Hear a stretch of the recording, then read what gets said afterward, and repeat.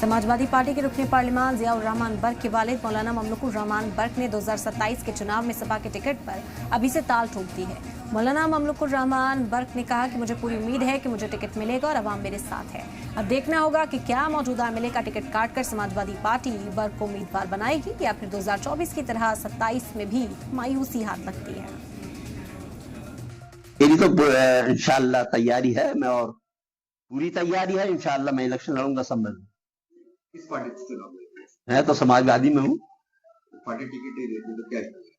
मुझे तो पूरी उम्मीद है इंशाअल्लाह यहाँ मेरे साथ आवाम है और इंशाअल्लाह मुझे ही टिकट मिलेगा, पूरी उम्मीद है। सुहेल इकबाल भी दावा कर रहा है कि समाजवादी से लड़ेंगे, उनके पिता ने ऐलान भी किया है। हाँ, ये दावा करने को तो कोई भी कर देगा, लेकिन ये तो वक्त बताएगा। दावा तो और भी कर सकते हैं, कोई भी कर सकता।